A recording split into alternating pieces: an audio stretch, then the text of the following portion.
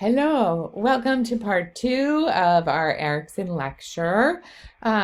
We just talked about the background on Erickson stages, um, and now we're going to get into the actual stages themselves. So, let's see here. There we go. The first of Erickson's stages, like I had said, is called trust versus mistrust. And this stage is during infancy from birth to age 1.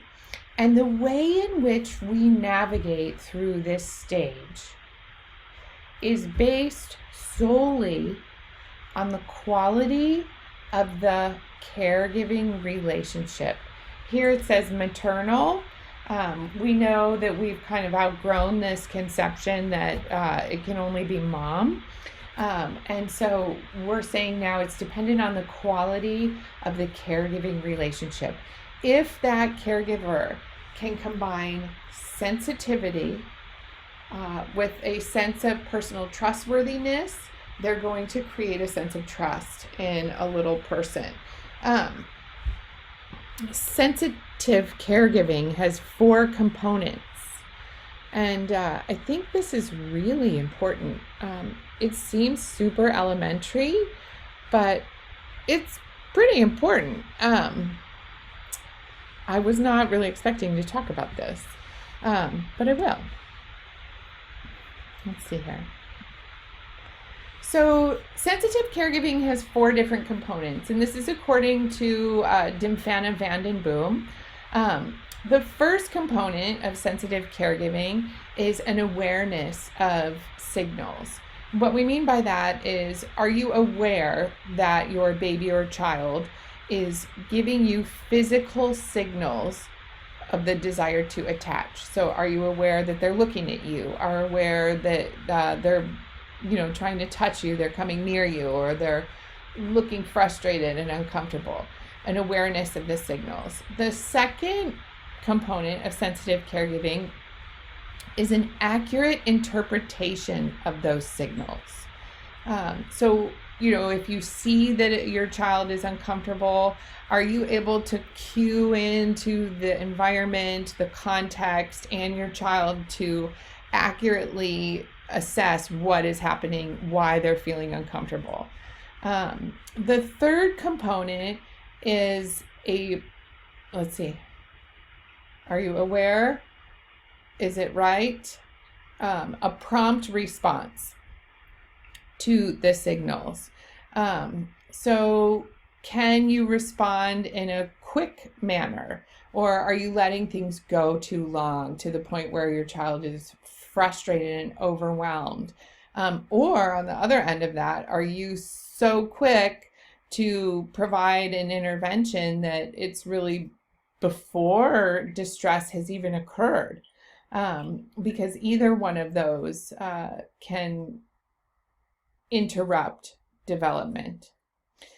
So sensitive caregiving, you've got your awareness of the signals, your accurate interpretation, a accurate response. Sorry, number 3 should be an accurate response. So number 3 is you're responding and you're providing an intervention, but is it an accurate intervention? And then the 4th is it a prompt response? So I'll give you a little personal story.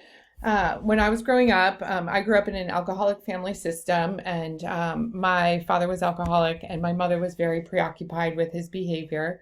I'm the oldest of 3, and so I kind of took on that like hero, the responsible one. But my mom, like if we were in distress, particularly, I don't know if it was just me or all of us or what, but if we were in distress, my mom was aware that we were in distress. I don't know if she accurately interpreted our distress, but her response was to feed us. So like if you stubbed your toe or you were upset because, dad had said something really mean and hurtful, the quick response was, do you need something to eat? And that wasn't always the case, but sometimes it was the case. And so that is I'm just thinking about like, is my mom going to see this?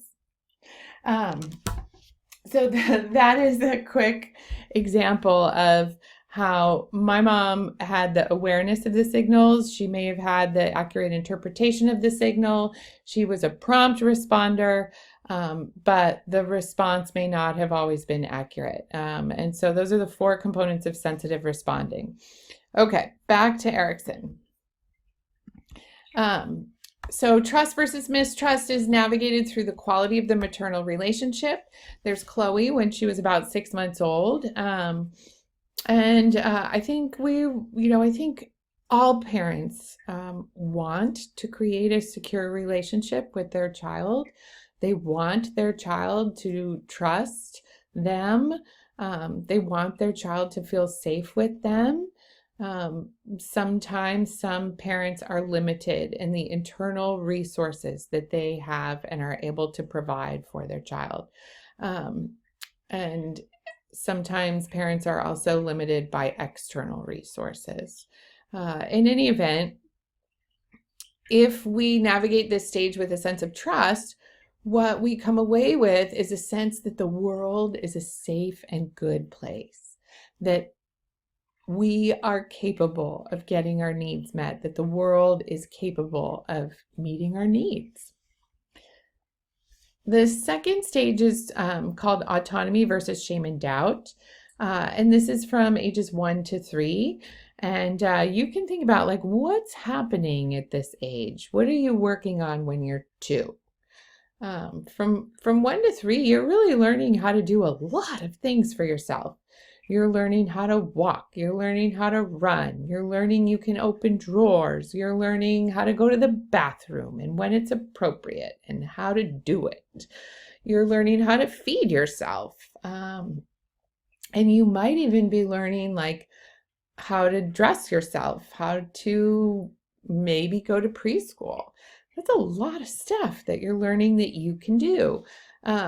And the way in which parents handle these attempts at independence and autonomy will greatly shape the way a child comes away with a sense of themselves.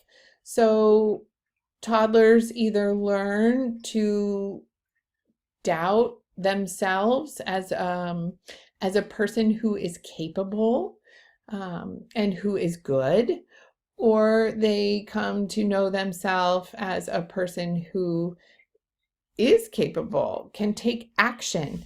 Autonomy versus shame and doubt creates a sense of agency, that I can, I will, and what I will, I can have happen. This is Chloe when she was 2. We used to take her to the Strider track in Santa Clara, the BMX track there. They have a little people track in the back. And it really allowed her to develop a sense of where she wanted to go. What did she want to go up? What did she want to go down? Did she want to talk to other kids or not? It was really fun to watch her there. And it was a great arena to allow us as caregivers to nurture her sense of will in a fun and safe environment. The third stage is the preschool stage. This is called initiative versus guilt. And when you're in preschool, you're learning how to take your ideas and begin to act on them. You are beginning to learn how to act on your own behalf. And so preschoolers are learning to create plans and do things independently, or they begin to feel guilty about their desires to be independent.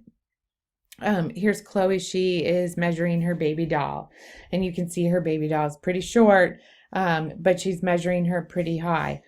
I'll tell you what I did, and then I'll tell you what I could have done. When I saw her doing this, I said, wow, you're measuring your baby right where we measure you. How tall is she? And she read me some numbers on the tape. Wow, you're a good baby mama. Look at you. You're really taking an interest in her. And, Chloe probably said, yeah, I love my baby. She's tall, mama. And, I might have said something like, well, what are you going to do now to take care of her? Chloe, what I could have said was, what are you doing? And she might have said, yeah, I'm measuring my baby. And I could have said, well, you're not measuring her right. You need to measure her from the top of her head. Move that ruler down to the top of her head. Look how short your baby is. And just a simple intervention like that could be enough to begin the process of, well, my idea was mine, but I was doing my idea wrong. Or there's a right and a wrong way, and mama said I was doing it wrong. And too many of those, too much critical feedback at this stage when we're just beginning to try and do some things for ourselves can push us more toward that guilt section. In my household, there was a lot of chaos and some yelling and things like that. Some serious inconsistencies. And so those are things that may push a person more towards coming away with a sense of guilt.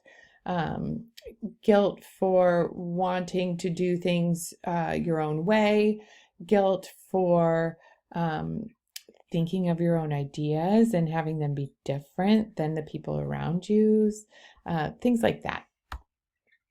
Here's another picture of Chloe. She's drawn a bunch of Star Wars characters. It probably took her a couple hours. And it was all on her own accord. And we, as we noticed what was happening, we just gave her more paper, more supplies, and more time so that she could carry out her ideas. Little examples of in supporting that initiative. Just checking our time here. Okay. Do one more stage and then we'll take a break. All right. The next stage is industry or competence versus inferiority.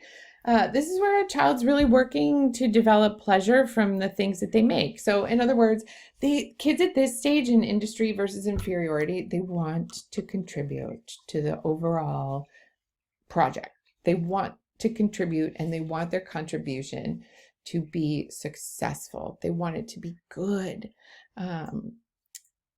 I think my daughter has a good example of this. She loves art, but the art that they do in schools now is not open-ended. It is very closed-ended, and the teacher often says, draw it like this. And then kids have to like copy exactly what the teacher does. There's no free expression, but she gets very frustrated when her picture does not look exactly like the teacher's. And sometimes that feels to her like hers isn't good. And then she won't want to show it to anybody and she'll feel sad and frustrated.